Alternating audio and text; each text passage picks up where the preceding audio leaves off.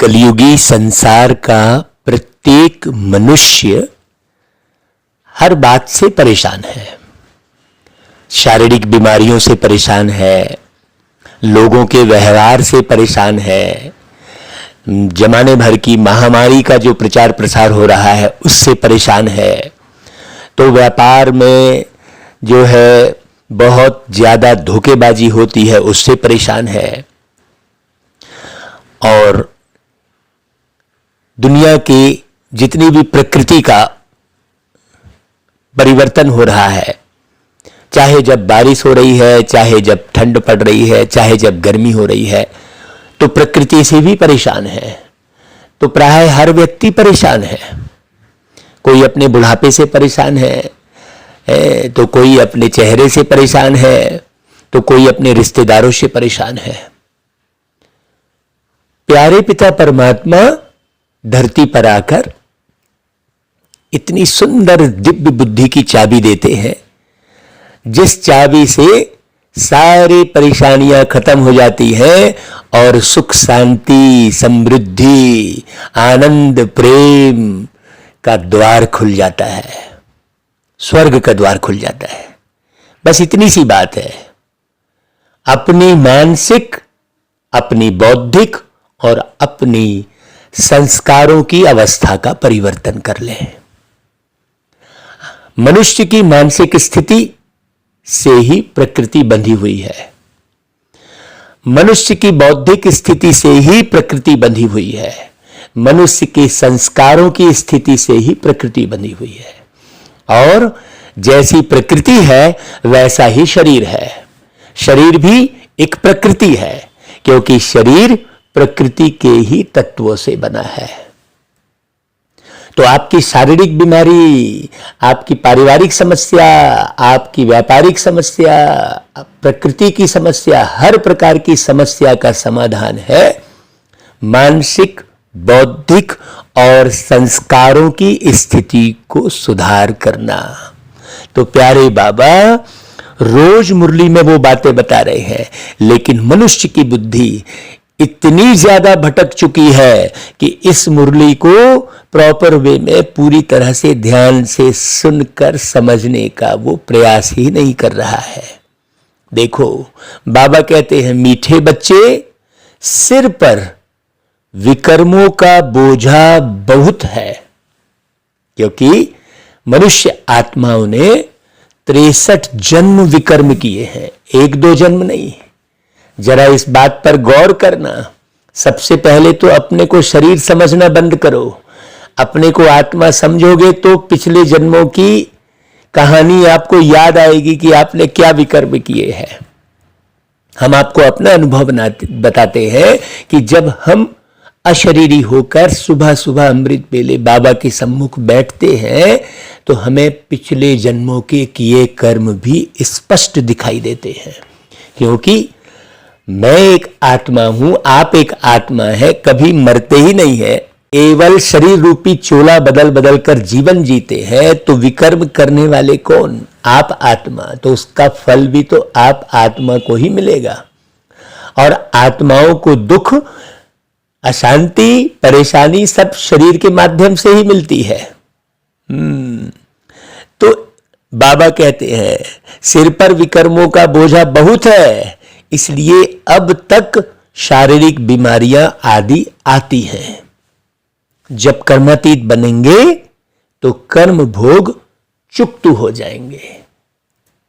अब कर्मातीत बनना, इसका अर्थ हमने पिछली मुरलियों में सुनाया है। आप लगातार बाबा की पूरी मुरलियां ध्यान से सुनेंगे, ये भगवान की गारंटी है कि आप सदा के लिए सुख शांति समृद्धि से संपन्न हो जाएंगे। स्वास्थ्य, भरपूर स्वास्थ्य मिलेगा आपको, और सारे कर्म भोग चुकतू हो जाएंगे जब कर्मातीत बनेंगे।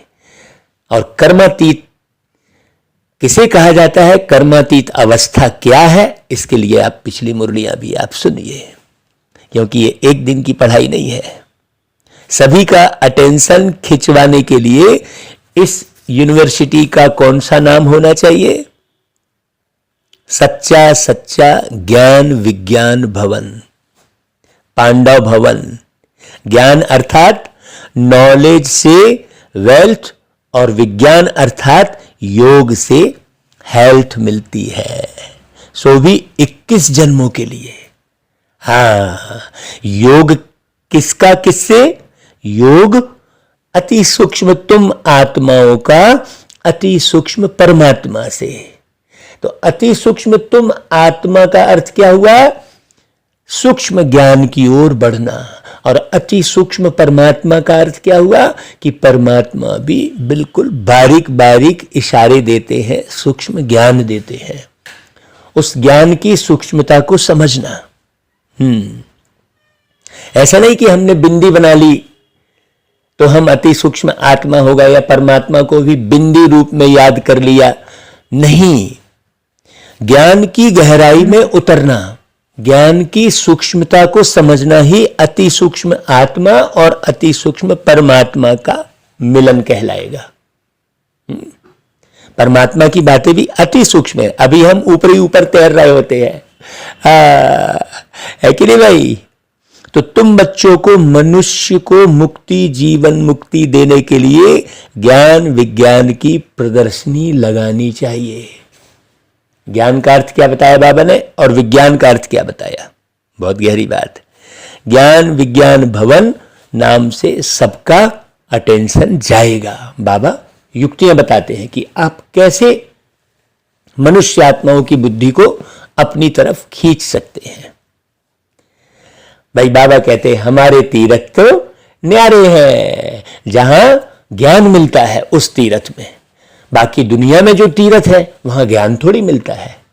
दुनिया में जितने तीर्थ है ज्ञान थोड़ी मिलता है। भक्ति ही भक्ति है। बहुत गहरी बात है। हमारे तीर्थ न्यारे हैं। ओम शांति। इस गीत में एक लाइन आती है, चारों तरफ लगाए फेरे फिर भी हरदम दूर रहे। किससे? ज्ञान के सागर से, प्यार के सागर से। प्यार जो है नेचुरल प्यार भरा क्या बुद्धि में, मन में, हर एक के प्रति नहीं आया। तीर्थों पर मनुष्य चारों धामों का फेरा लगाते हैं। अब उनका फेरा क्यों लगाते हैं? यह चक्र का फेरा है, सतयुग त्रेता आदि यह फेरा है। आत्माएं यह फेरा लगाती है, फिर उसकी यादगार में वो उधर फेरा लगाते हैं। जितना बाप को याद करेंगे, चक्र को बुद्धि में फिराएंगे, उतना ही विकर्म विनाश होगा। क्यों? क्योंकि आपको यह एहसास होगा कि भाई हमने पिछले जन्मों में कई ऐसे विकर्म किए हैं, तो यहां जो कष्ट मिलेगा उसे बड़े रास्ते से सहेंगे भाई। जैसे बच्चा अपनी गलती से गिर जाता है तो वो रोता नहीं है, और कोई धक्का मार देगा तो कुछ भी नहीं लगेगा तो भी रोएगा वो, लेकिन अपनी गलती से गिर जाएगा तो चुपचाप उठ के खड़ा हो जाएगा। तो अपनी गलतियों के एहसास से दुख खत्म हो जाता है। जन्म जन्मांतर जो हम आत्माओं ने गलतियां की हैं उसका ही इशारे प्यारे बाबा देते हैं। तो बाबा कहते हैं कि बाबा को बहुत याद करना पड़े, क्योंकि विकर्मों का बोझा सिर पर बहुत है। अशरीरी बाबा, बाबा को याद करना मतलब बाबा के गुणों को धारण करना। बाबा को याद करना माने बाबा के ज्ञान की गहराई को समझना। बाबा को याद करना माने बाबा के ज्ञान के आधार पर अपने जीवन का निर्माण यहां ही करना। भविष्य में तो प्रारब्ध मिलेगी, ज्ञानी जीवन यहां दिखाई देगा। ज्ञानी जीवन सतयुग और त्रेता में थोड़ी दिखाई देगा। वहां अज्ञानता की कोई बात ही नहीं है, तो ज्ञान वाला शब्द भी नहीं है। वहां दुख है ही नहीं, तो सुख वाला शब्द भी नहीं है। दुख सुख, ज्ञान अज्ञान, रात सुबह, ये सब तो यहां के शब्द है ना, यहां के अनुभव है। वहां ये सब थोड़ी है कुछ भी सतयुग में। तो बाबा कहते हैं शारीरिक बीमारियां तो अंत तक चलनी है। क्यों? क्योंकि आत्मा बीमार है। भाई ड्राइवर सही नहीं है तो गाड़ी कहां से सही रहेगी? सोचने की बात है। चाहे कितनी भी महंगी बढ़िया फर्स्ट क्लास गाड़ी ले आओ, लेकिन ड्राइवर सही नहीं है, उसे गाड़ी का सही ज्ञान नहीं है, उसे जीवन का ज्ञान नहीं है, तो वो कैसे सही करेगा? तो कर्म भोग तो अंत तक रहता है। शारीरिक बीमारी इसकी निशानी है। जब तक कर्मातीत अवस्था को नहीं पहुंचते हैं तब तक कुछ ना कुछ दुख लगता ही रहता है। ये बात पक्की समझ लो। तो दुख की तरफ ध्यान मत दो। पिछाड़ी में यह सब खत्म होंगे। हाँ, बाबा स्पष्ट कह रहे हैं कि पिछाड़ी में सब तुम हल्के हो जाओगे। जब सब खत्म हो जाएगा तो तुम किधर सोचोगे। इसलिए विनाश सुख देता है। सही मायने में आत्माओं को जो है सुख कैसे मिलेगा? विनाश से सुख मिलेगा। अभी दुख जो है वस्तु, व्यक्ति, वैभव, शरीर के कारण दुख है, और ये सब मिट जाएगा तो फिर दुख खत्म हो जाएगा। दुखी कौन है? आत्मा। हर बात से दुखी कौन है? आत्मा। तो बड़ी गहरी बात है। तो बाबा ने जो कहा कि पिछाड़े में यह सब खत्म होंगे, अपना मुख्य है ज्ञान और योग। बाबा कहते हैं देखो, दिल्ली में ज्ञान विज्ञान भवन है। सच्चा सच्चा ज्ञान विज्ञान भवन तो यह है भाई। जो दिल्ली में ज्ञान विज्ञान भवन बना है वहां कौन सा ज्ञान है भाई? है? सोचने की बात है। ज्ञान माना नॉलेज। कौन सी नॉलेज? मुक्त अवस्था में जीवन जीने की नॉलेज। हर बात से मुक्त है? जीवन मुक्ति। नॉलेज मतलब जीवन मुक्ति है। और विज्ञान माने मुक्ति। विज्ञान से अणु परमाणु बम बनते हैं तो वो सबको शरीरों से अलग कर देते हैं। एक बम गिरेगा तो पूरा एक देश खत्म। तो मुक्ति मिल गई। जीवन मुक्ति तो नहीं मिली ना। मुक्त अवस्था में जीवन जीना ज्यादा बेटर है कि शरीर छोड़ के भाग जाना ज्यादा बेटर है? सोचने की बात है। हाँ, तो विज्ञान से मुक्ति और ज्ञान से जीवन मुक्ति। तो ज्ञान विज्ञान भवन यह उनको समझानी भी देनी पड़े। हाँ, तो ज्ञान विज्ञान की प्रदर्शनी होनी चाहिए।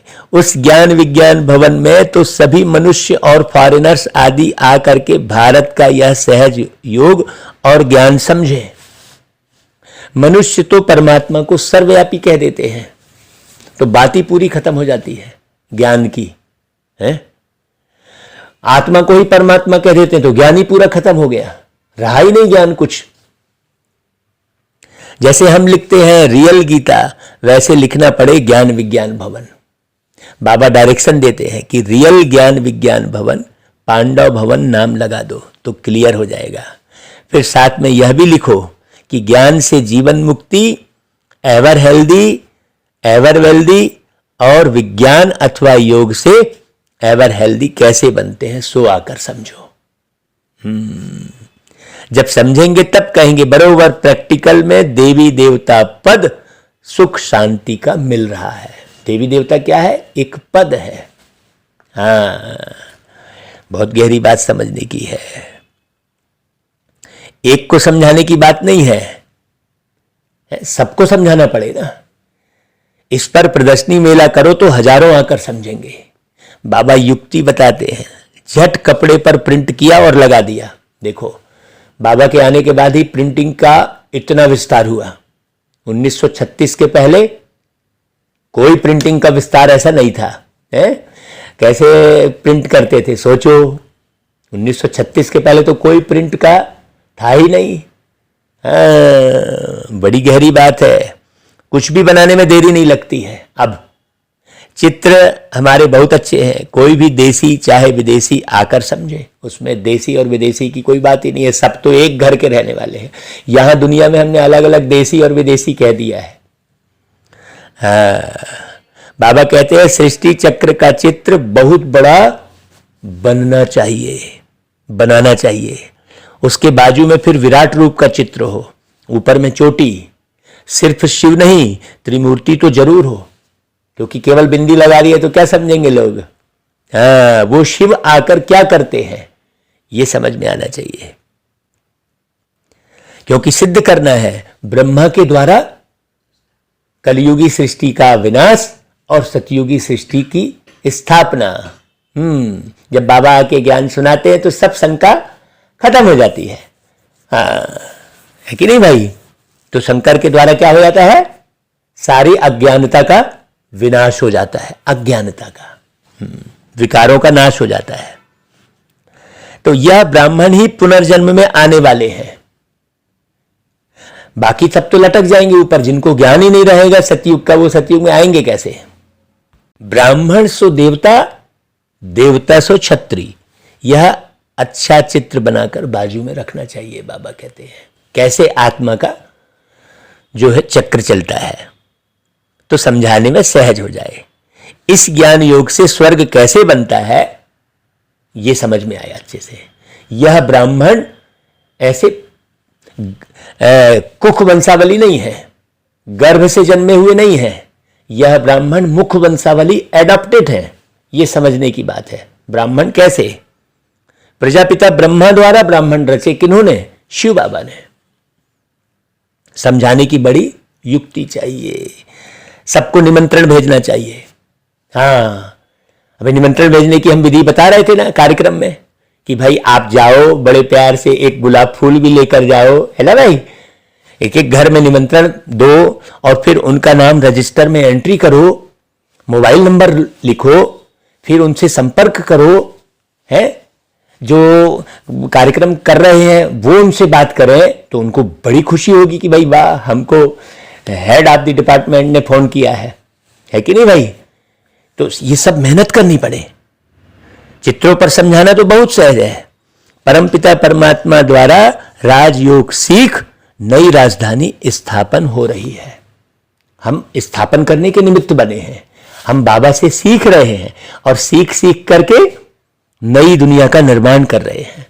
तो टाइम तो लगे ना भाई। इतनी बड़ी दुनिया का निर्माण करने ऐसे हड़बड़ी में थोड़ी हो जाएगा। तो यह ब्रह्मा कुमार कुमारियां कोटों में कोई बनते हैं। भाई करोड़ों लोग बाबा का ज्ञान सुनते हैं, लेकिन पूरी तरह से उस ब्रह्मा के समान बनने का पुरुषार्थ तो कोई कोई ही कर पाता है। नहीं तो बस मुंडी हिलाते हैं, हाँ हाँ करते हैं, मुरली सुनते हैं और बस फिर अपने राग रंग में लग जाते हैं। उनमें भी आश्चर्यवत पसंती, सुनंती, कथंती और भागंती हो जाते हैं। बाबा कह रहे हैं यहां गरीब भी है तो साहूकार भी है, तो बीच वाले भी हैं। साहूकार जल्दी नहीं उठ सकते। क्यों? उनकी बुद्धि में हमेशा धन, दौलत, पुत्र यही लटका हुआ है। मुरली को बारीकी से सुनना और सुनाना ये मूल बात है। मूल आधार मुरली है और मुरली को ही हमने हड़बड़ी हड़बड़ी करके बाकी दूसरे कार्यक्रम को पहले महत्व दे दिया और मुरली को हमने महत्व नहीं दिया, तो निर्माण नहीं होने वाला है। क्योंकि बाबा की मुरली ही सब कुछ है। तो बाबा ने जो समझा दिया है कि ज्ञान यज्ञ में अनेक प्रकार के विघ्न तो पड़ेंगे, बहुत अत्याचार होंगे, कामेशु क्रोधेशु, है ना भाई। हाँ, विष न मिलने के कारण मारते हैं, कन्याओं को भी शादी के लिए बहुत मारते हैं। बाबा तो कहते हैं जो श्रीमत पर चलेंगे वो श्रेष्ठाचारी बनेंगे। भाई मार तो सहनी पड़े। अब किस सोने को जेवर बनना होता है तो वो सोना कितनी मार सहता है, तब वो जेवर बनता है, तब वो महंगा होता है, तब बड़ा शोभित होता है?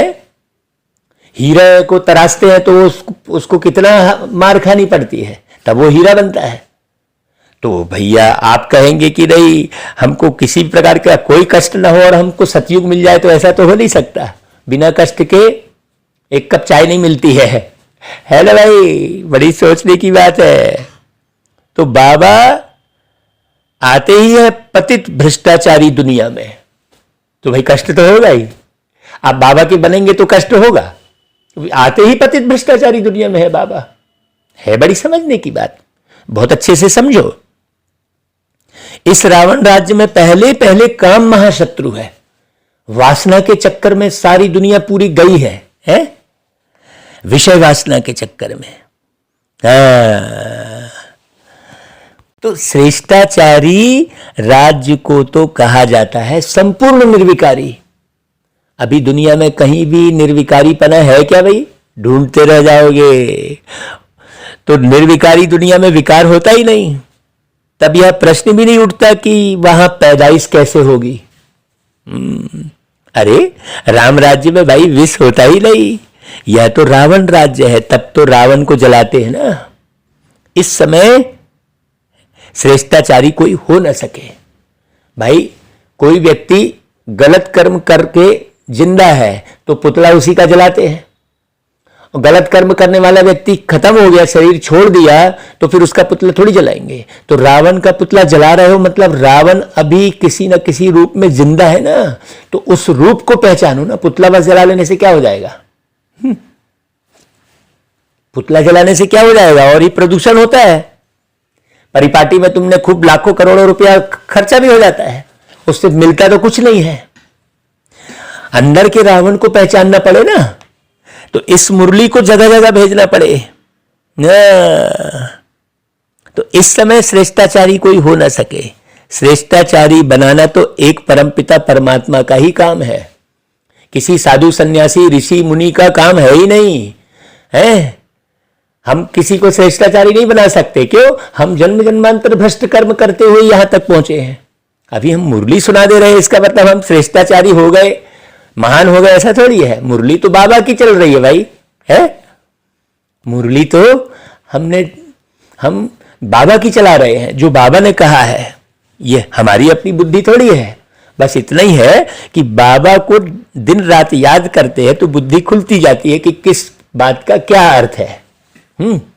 दिन रात बाबा को याद करते हैं तो पावन बनने की तरफ अग्रसित है। पावन बन थोड़ी गए पूरा 100%, बन जाए तो यहां रुके ही ना।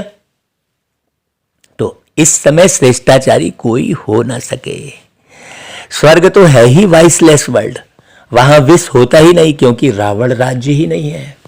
यहां तो सारे के सारे विषय विकारी हैं। हर घर में रावण है, हर घर में विषय विकार है। काम, क्रोध, लोभ, मोह, अहंकार, ईर्ष्या, द्वेष, ग्लानि, निंदा, ये सब हर घर में है कि नहीं है?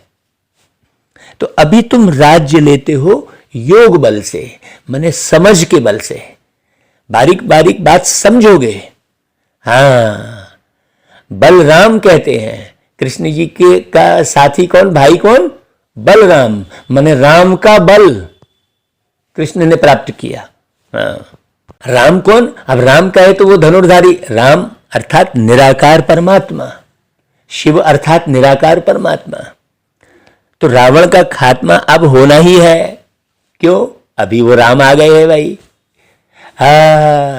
अयोध्या छोड़ के इस पूरी दुनिया जो लंका बन गई है, पूरी दुनिया ही लंका बन गई है। अयोध्या कहां? परम धाम। हाँ, वहां तो कोई युद्ध होगा ही नहीं, क्योंकि शरीर ही नहीं है वहां। शरीर के साथ युद्ध होता है। शरीर में रहती है आत्मा, तो फिर तलवार और चक्कू और बंदूक उठाती है। अब आत्मा ही नहीं है तो कौन उठाएगा? शरीर में आत्मा ही नहीं है तो तलवार चक्कू बंदूक कौन उठाएगा? है बम कौन बनाएगा? सोचने की बात है। तो अयोध्या, हम इस भारत भूमि पर अयोध्या, एक छोटा सा स्थान को अयोध्या बोल देते हैं, जबकि अयोध्या कौन है? वो परम धाम है, जहां कोई युद्ध नहीं है। वहां से वो निराकार राम परमात्मा इस दुनिया में ब्रह्मा के तन में प्रवेश करके और रावण राज्य को खत्म करते हैं योग बल से, ज्ञान के बल से। योग माना समझ, योग माना ज्ञान, योग माना रूहानी प्रेम। तो अभी है संगम, अभी तुम संपूर्ण बन रहे हो, बने नहीं हो, संपूर्णता की तरफ बढ़ रहे हो। सतयुग की जब आदि होती है तब वहां एक भी विकारी हो ना सके। संगम पर दोनों है ना, मैला पानी और सफेद पानी, उनका ही संगम कहा जाता है। भाई सफेद ही सफेद मिले तो संगम दिखाई थोड़ी देगा। देखो कितनी गहरी बात। और काला ही काला मिले तो थोड़ी संगम दिखाई देगा। संगम माने मिलन, मिलन दिखाई कैसे देगा? काला और सफेद मिलेगा। तो बुरी आत्माएं जितनी है, सब आत्माएं खूब पापी और भ्रष्टाचारी है, और परमात्मा एवर प्योर है। तो वो मिलन है, बड़ी गहरी बात है। मैला जब चला जाएगा तो फिर देखने में भी नहीं आएगा। तो अभी दुनिया का भी संगम है, आत्मा और परमात्मा का यह संगम है। बाकी नदी और सागर का संगम तो परंपरा से चला ही आता है। उस संगम से आपको मिल क्या रहा है? सोचने की बात है। नदी और सागर मिल गए तो उससे आपको क्या लाभ है भाई? उससे आपको कौन सा ज्ञान मिल रहा है? कौन सी आपको जीवन मुक्ति और मुक्ति मिल जा रही है? लेकिन लोग अंधकार में भटक रहे हैं। नदी तो सागर में ही पड़ेगी जाके, संगम कहो चाहे कुछ कहो, है बाकी है नदी पानी का फर्क तो होता ही है।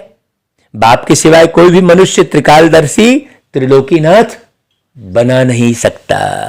त्रिकालदर्शी और त्रिलोकीनाथ तुम ही बनते हो बाबा के द्वारा। कृष्ण को भी नहीं कह सकते भाई, कृष्ण तो अपना अपने जीवन जी रहे हैं भाई। त्रिलोकीनाथ तीनों कालों को जानने वाले एक ही प्यारे शिव बाबा है।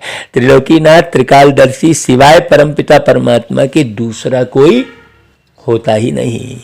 लक्ष्मी नारायण को तो तीनों लोकों अथवा तीनों कालों का ज्ञान ही नहीं है। ज्ञान रहे तो फिर वहां सुख नहीं मिलेगा। अब त्रेता आने वाला है, फिर कलयुग रद्दी दुनिया आने वाली है, ये सतयुग में मालूम पड़ जाए तो फिर वो सुखी ना रहे। अभी आपको मालूम पड़ता है कि खूब बड़ा जो है ऐसा वायरस आने वाला है तो कैसे दुखी हो जाते हो, चिंतित हो जाते हो, है? तो सतयुग में ये ज्ञान रखने की आवश्यकता ही नहीं है। तो आदि मध्य अंत का भी ज्ञान नहीं है। अभी तो हमारे पास सारा ज्ञान है, कब क्या होता है। त्रिलोकी का भी ज्ञान है। जो बाबा का टाइटल है वह ब्राह्मणों को भी मिल सकता है, देवताओं को भी यह ज्ञान नहीं है। तुम बहुत ऊंच हो। जो बच्चे अपने को त्रिलोकीनाथ त्रिकालदर्शी समझते हैं वह तो दूसरों को आप समान बनाने में बिजी होंगे। हाँ, है कि नहीं भाई? आप ज्ञान है तो आप बिल्कुल समझो अपने को। सबको निमंत्रण देना चाहिए, हर धर्म वालों को लिखना चाहिए कि ज्ञान विज्ञान से हेल्थ वेल्थ कैसे मिलती है, आकर समझो। दिल्ली में ज्ञान विज्ञान भवन में भी यह चीज हो तो कितने फॉरेनर्स आकर नॉलेज लेवे। हाँ, आखिर अंत में तो सबको समझना ही है, कोई कला दाना लेगा, है नहीं भाई? विनाश भी अवश्य होना ही है, तो क्यों नहीं बाबा को याद करे तो विकर्म भी विनाश हो जाए। ज्यादा से ज्यादा हमको बाबा की याद में बढ़िया मगन रहना चाहिए, और जितनी जितनी आत्मा शुद्ध होती जाएगी उतना पद भी ऊंच मिलेगा। आत्मा की शुद्धिकरण का मुख्य पुरुषार्थ करो। सारा मदार है ज्ञान और विज्ञान पर। मुक्ति धाम में रहने वाले योग ही पसंद करेंगे, उनको ज्ञान से ज्यादा वो नहीं रहेगा। नहीं भैया हो गया, ठीक है, सुन लिया, ऐसा करेंगे, वो थक जाएंगे। जो मुक्ति में जाने वाले हैं ना, वो ज्ञान की को नहीं समझेंगे। वो कहेंगे भैया यहां ज्ञान की पोटली मत लाओ ज्ञान की पोटली अपने पास रखो, वो ये बोलेंगे। उन्हों की आत्मा में पार्टी ऐसा है। और देवी देवता धर्म वाले नॉलेज को ही पसंद करेंगे। देखो कितनी गहरी बात बोले बाबा। जो देवी देवता धर्म का होगा ना, उसे ज्ञान ही पसंद आएगा, नॉलेज पसंद आएगा। हाँ, तो तुम बच्चों की दिन प्रतिदिन उन्नति होती जाती है। तुम ऊपर जाते रहते हो, वह नीचे गिरते रहते हैं। सारी दुनिया हाँ, तुम्हारी है चढ़ती कला और सबकी है उतरती कला। सबको वापस जाना है, वह तो कॉमन बात है भाई। सबको वापस जाना है वो तो सभी लोग बोलते हैं भाई, वापस तो सबको जाना है। बाकी वर्षा लेना है ये बात किसी को थोड़ी मालूम है भाई, है? वापस जाना है ये तो सब जान रहे हैं। यह भी समझते हैं कल्प पहले जो जिसने पद पाया है, जिस प्रकार से पाया है, वह सब साक्षी होकर देखते रहते हैं। हमको ज्ञान बहुत है मान लो, तो हमें साक्षी होकर देखने की आदत होनी चाहिए, तो कहीं भी उलझेंगे फंसेंगे नहीं। आएंगे तो बहुत, दिन प्रतिदिन युक्तियां भी अच्छी अच्छी निकलती रहती है। ज्ञान विज्ञान भवन नाम हो और अच्छे अच्छे चित्र हो। दुनिया में तो बहुत फालतू चित्र हैं। कोई टेढ़े बांके कृष्ण के ऐसे आर्ट के चित्र बना देते हैं, तुम्हें उनकी दरकारी नहीं है, है? कृष्ण के चित्र को भी कैसे भी बना लेते हैं ना। वहां देवताएं डांस करते हैं, वह तो खुशी में खेल पाल करते हैं। यह आर्ट आदि तो यहां का रिवाज है। देखो बड़ी बारीक बात समझना। वहां तो प्रिंस प्रिंसेस खेलते हैं, वहां आर्ट वाली कोई बात थोड़ी है भाई। बाइस्कोप आदि वहां कुछ भी नहीं है, सिनेमा पिक्चर की जरूरत ही नहीं है। इन सब बातों को तुम यहां ही जानते हो। बाप को भी तुम ही पहचानते हो। मनुष्यों की बुद्धि में थोड़ी ही बैठता है कि यह कौन है जिनकी मुरली चल रही है। क्योंकि नाम सुना है श्री कृष्ण का, चित्र भी फर्स्ट क्लास है, नाम ही है श्याम सुंदर। काम चिता पर बैठने से फिर आधा कल्प जो है काले हो जाते हैं, श्याम बन जाते हैं, और ज्ञान चिता पर बैठने से फिर आधा कल्प गोरे बन जाते हैं। तो बुद्धि में आना चाहिए। तो सतयुग में 21 जन्म तुम सुंदर थे, फिर कामचिता पर बैठ भिन्न नाम रूप में आकर श्याम बने हैं, भिन्न नाम रूप में आकर श्याम बने हैं। उस श्याम को कोई नहीं पहचान पा रहा है ना भाई। श्याम और सुंदर बोल रहे हैं, लेकिन उसके अर्थ को कोई जानता ही नहीं है। वो लोग समझ नहीं सकते, तो काला क्यों किया? वो कहते हैं यशोमती मैया से बोले नंदलाला, राधा क्यों गोरी मैं क्यों काला। तो इसका जवाब मिला कहां है आज तक? भाई राधा का अर्थ ही नहीं जान रहे हैं लोग। राम के अर्थात परमात्मा राम के, अर्थात निराकार राम के, अर्थात परम धाम निवासी राम के गुणों को धारण करने वाला गोरा होगा, यानी राधा। राधा क्यों गोरी? राधा यानी राम के गुणों को धारण करने वाला गोरा है, और राम से विमुख हो जाने वाला काला है। राम से विमुख होकर काम में पड़ने वाला। ये बारीक बात समझने की है। वो लोग समझ ही नहीं सकते काला क्यों किया है। तुम तो जानते हो। अब कैसे समझाए, किसका चित्र दे? श्याम और सुंदर इनको ही कहे, ऐसे नहीं रामचंद्र को भी श्याम सुंदर कहते हैं, रामचंद्र को तो नहीं कहते। उनको काला क्यों किया है यह समझते ही नहीं है। इस समय सब काले ही काले हैं, सब काले कारनामे करते हैं कि नहीं करते हैं? काला धंधा, काला मुंह कर दिया कहते हैं। विषय वासना में कोई पड़ गया तो क्या बोलते हैं? फलाने ने अपना काला मुंह कर दिया। और जो है भ्रष्टाचारी करते हैं, बेईमानी से पैसा कमाते हैं तो काला धन कहते हैं, और कारनामा गलत करते हैं तो काले कारनामे कहते हैं। तो काला ही काला है यहां। तो यह समझने की बातें तो बहुत अच्छी है, परंतु जब अच्छी रीति कोई समझे और अच्छी रीति समझाए तो फिर बुद्धि बिल्कुल परमात्मा के पास जाएगी। प्रदर्शनी में सीखने का चांस बहुत अच्छा है। हो सकता है अच्छी अच्छी बच्चियां मैदान में आ जाएं, अभी वो बच्चियां अभी आई नहीं है, बाकी दूसरे सीखते रहे। भाई निमंत्रण तो हमको सबको देना है, पता नहीं कौन सी भीड़ में कौन सी देवात्मा छुपी हुई है कि नहीं भाई? भल कोई गाली दे, गालियां तो संगम पर खानी ही है। ये अच्छे से समझ लो, बेइज्जती होनी चाहिए। न बेइज्जती से डरो, न गाली से डरो, न अपमान से डरो, हाँ, न धन की कमी से डरो, एक बाबा दूसरा न कोई, न शरीर की बीमारी से डरो, किसी भी बात से डरो नहीं, न महामारी से डरो है, न सरकमतान से डरो, न वातावरण से डरो, बिल्कुल भय खत्म कर दो सदा के लिए। क्यों? जिसको भगवान मिल गया उसको भय रहेगा ही नहीं, जिसको ज्ञान मिल गया उसको रंच मात्र भी भय नहीं रहेगा, रंच मात्र भी विकारों की तरफ बुद्धि नहीं जाएगी।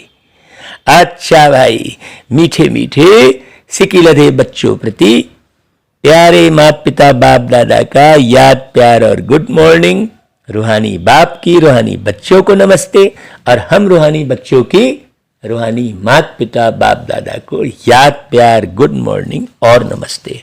मीठे भाइयों बहनों, ये मुरली रोज 500 लोगों तक भेजकर और कम से कम 25-50 लोगों को फोन भी करो डेली, इतना समय निकालो। हाँ, क्यों? क्योंकि ये स्पष्ट मुरली हर एक की बुद्धि में समझ में आएगी। अभी समय बहुत कम बचा है ना भाई? ज्यादा से ज्यादा ये मुरली भेजो और भेजकर फोन भी करो भाई।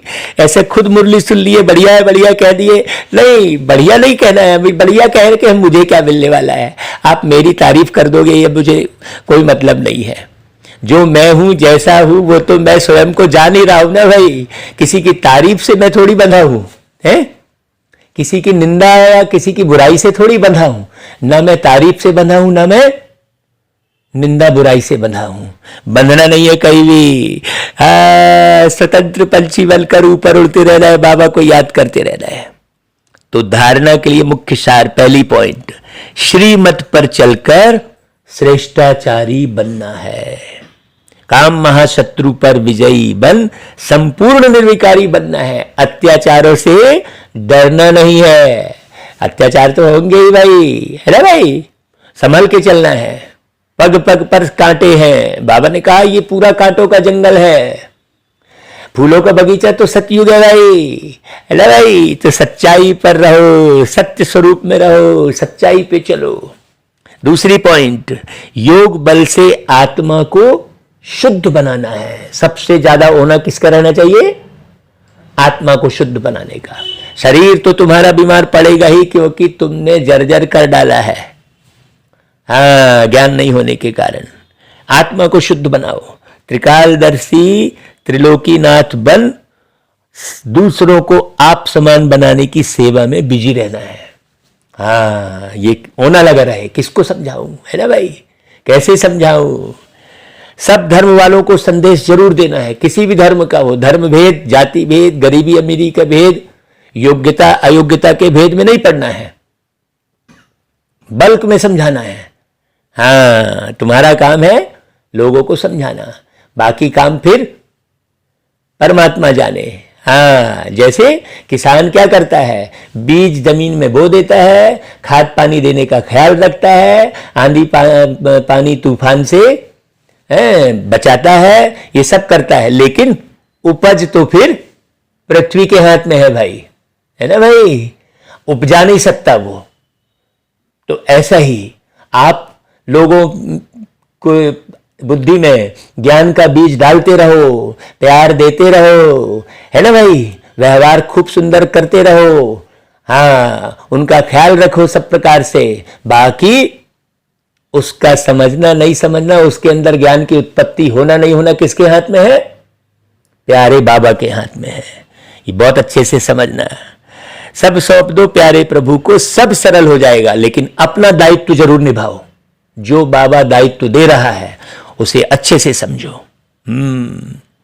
अच्छा, वरदान, स्नेह के रिटर्न में स्वयं को टर्न करने वाले सच्चे स्नेही सो समान भव। बाप का बच्चों से अति स्नेह है, इसलिए स्नेही की कमी देख नहीं सकते बाबा। बाप बच्चों को अपने समान संपन्न और संपूर्ण देखना चाहते हैं। ऐसे आप बच्चे भी कहते हो कि बाबा को हम स्नेह का रिटर्न क्या दें? तो बाप बच्चों से यही रिटर्न चाहते हैं कि स्वयं को टर्न कर लो, स्वयं का परिवर्तन कर लो भाई। कलयुगी से सतयुगी बना लो स्वयं को। स्नेह में कमजोरियों का त्याग कर दो। भक्त तो सिर उतार कर रखने के लिए तैयार हो जाते हैं भाई, यहां सिर उतारने की जरूरत थोड़ी है। आप शरीर का सिर नहीं उतारो, लेकिन रावण का सिर उतार दो। थोड़ा भी कमजोरी का सिर नहीं रखो। रावण का 10 सिर दिखाते हैं, मतलब कितने प्रकार की कमजोरियां हैं, देखो, पहचानो भाई। अच्छा भाई, फिर स्लोगन, हर कर्म करते क्या करो? साक्षीपन की सीट पर रहो। अपने कर्म का भी परिणाम भगवान के पास सौंप दो। अच्छे कर्म करो, अच्छे कर्म करोगे तो अच्छा ही मिलेगा। भाई, कर्म जैसे करोगे फल भी वैसे मिलेंगे। कर्म जैसे करोगे फल भी वैसे मिलेंगे।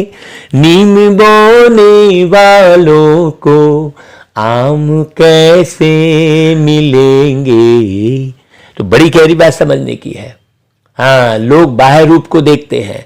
कुछ लोगों के कमेंट ऐसे आते हैं कि भैया आप तो मिलकर रहो। तो भाई, आत्म रूप में मिलन मनाना सर्वश्रेष्ठ है। बाकी आप तो साकार मिलन के अभ्यासी हो तो साकार मिलन ही देखोगे, लेकिन अंदर आत्मीयता भरपूर रहे। है कि नहीं भाई? बाकी शरीर की सेफ्टी रखना, मन की सेफ्टी रखना, है ना भाई, ये तो अनिवार्य है ना। सावधानी तो बहुत जरूरी है, साक्षीपन भी जरूरी है। तो साक्षीपन की सीट पर रहो तो बाप आपका साथी बन जाएगा। हाँ, जब आप कहीं उलझेंगे फंसेंगे नहीं तो फिर बाबा की जिम्मेदारी है। और आप उलझे फंसे हो, विचार मंथन करे जा रहे हो, क्या करूं कैसा करूं, तो बाबा कह रहा है चल कर ले भाई, तू है ना भाई।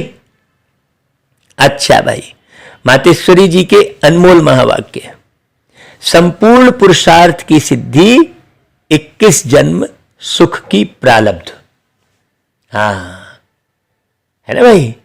अभी कुछ मिल गया तो हम फूल गए नहीं, संपूर्ण पुरुषार्थ की सिद्धि क्या है? 21 जन्म की प्रारब्ध है। हाँ, अभी हमने खूब भवन बना लिया, खूब सारे लोगों को ज्ञान सुला दिया तो हम फूल गए। प्रारब्ध क्या है? 21 जन्म। समझना, देखो परमात्मा के साथ इतना संपूर्ण संबंध जोड़ना है जो 21 जन्मों के लिए सुख प्राप्त हो जावे। हाँ, यह है पुरुषार्थ की सिद्धि। परंतु 21 जन्म का नाम सुन ठंडे मत पड़ जाना। 21 जन्मों के लिए इतना इसी समय पुरुषार्थ भी करे, फिर भी 21 जन्मों के बाद गिरना ही है, तो सिद्धि क्या हुई है? परंतु ड्रामा के अंदर आत्माओं की जितनी सर्वोत्तम सिद्धि मुकर्रर है वो तो मिलेगी ना भाई, है? हम ये क्यों सोचे कि 21 जन्म के बाद फिर गिरना है? उसको क्यों सोचे? ज्ञान रहे तो ज्ञान रहेगा तो आप अच्छे से संभाल के ज्यादा से ज्यादा उपलब्धि प्राप्त करोगे। हाँ, यहां पर गिरने का ज्ञान भाई, गिरने का मालूम रहता है तो बड़े संभल के एरोप्लेन में बैठते हैं, बड़े सारी तैयारी करके बैठते हैं, मालूम रहता है कि भाई कहीं भी क्रैश हो सकती है तो पूरी तैयारी रहती है। तो ऐसे ही ऐसी तैयारी करो जो 21 जन्म पूर्ण सुख मिले आपको। ऐसा नहीं प्रजा बन गए हैं। बाप तो आए, हमें संपूर्ण स्टेज पर पहुंचा देते हैं, परंतु हम बच्चे बाबा को भूल जाते हैं तो जरूर गिरेंगे। इसमें बाप का तो कोई दोष ही नहीं है। 21 जन्म बाद हम भूल जाते हैं, है कि नहीं भाई? सुख में ही पड़ जाते हैं तो हम ही भूल जाते हैं। अब कमी हुई तो हम बच्चों की सतयुग त्रेता का सारा सुख इस जन्म के पुरुषार्थ पर आधार रखता है अभी के। तो क्यों ना संपूर्ण पुरुषार्थ कर अपना सर्वोत्तम पार्ट बजाएं और अच्छे से अच्छा पुरुषार्थ कर पूरा वर्षा लेवे, पूरा ध्यान बाबा की मुरली और स्वयं में कितना धारण हुआ उस पर दे, है ना भाई, पूरा ध्यान। हाँ, बाकी टेम्परेरी, हाँ चलो खा लेते हैं कुछ भी शरीर को चलाने के लिए, है ना। ज्यादा स्वाद पर, ज्यादा फैशन पर, ज्यादा रिश्ते नातों पर ध्यान नहीं देने की जरूरत है। ध्यान पूरा पूरा किधर दे? जब भगवान आया है, ये समय है, तो हमारा ध्यान किधर होना चाहिए भाई? तो बाबा को भूलना नहीं है, अच्छे से अच्छा पुरुषार्थ कर ले। पुरुषार्थ मनुष्य सदा सुख के लिए ही करता है ना भाई, है? सुख दुख से न्यारे होने के लिए कोई पुरुषार्थ नहीं करता। सुख दुख से न्यारे होने के लिए कोई थोड़ी पुरुषार्थ करता है। जितने भी व्यक्ति काम धाम कर रहे हैं, जो भी कर रहे हैं, सुख के लिए ही कर रहे हैं ना। हाँ, वो तो ड्रामा के अंत में परमात्मा आए, सभी आत्माओं को सजा मिले और फिर पवित्र बनाए, पाठ से मुक्त करेंगे। यह तो परमात्मा का ही कार्य है। वो अपनी मुकर्रर समय पर आप ही आकर बताते हैं, उस पर चिंतन करने की जरूरत नहीं है। कोई बिगड़ा हुआ है तो उस पर चिंतन करने की जरूरत नहीं है, तुम अपना काम करते रहो बस। दुनिया बिगड़ रही है, उसको भी देखने की जरूरत नहीं है, तो बिगड़नी ही है। हाँ, तो अब जब आत्माओं को फिर भी पार्ट में आना ही पड़ेगा तो क्यों ना अच्छा पुरुषार्थ कर सर्वोत्तम पार्ट बजाए, है ना भाई। आना ही तो है तो क्यों ना सतयुग त्रेता में आए भाई। आखिर द्वापर कलयुग में फिर आना ही है सबको, फिर कलयुग में आएंगे, फिर इतनी भीड़ होगी, सब आएंगे ही आएंगे। तो क्यों ना अभी पुरुषार्थ करके अपना बढ़िया मुकाम बना ले। अच्छा भाई, ओम शांति। इस मुरली से जिस किसी भाई को भी जो भी प्रश्न उठ रहा हो, जहां कोई बात समझ में ना आई हो, आप कमेंट कर सकते हैं। और ये मुरली नए लोगों को भी ज़्यादा से ज़्यादा भेजने का पुरुषार्थ करें और उन्हें रिक्वेस्ट करें कि भाई आप बहुत ध्यान से इसे सुनेंगे तो आपको एक एक बात समझ में आएगी, है ना भाई। अब प्रदर्शनी में तो लोग आएंगे नहीं, तो लोग बहुत ज़्यादा उलझे फंसे हैं, तो क्यों ना भाई लोगों के मोबाइल पर भेजकर उन्हें स्पेशल फ़ोन करके सुनने के लिए रिक्वेस्ट किया जाए, है ना भाई। जितना ज़्यादा आप पुरुषार्थ करोगे, जितनी बारी आप मुरली पढ़ोगे, उतना आपका ज्ञान क्लियर होता जाएगा, आप हल्के होते जाएंगे। हाँ, अच्छा भाई, ओम शांति।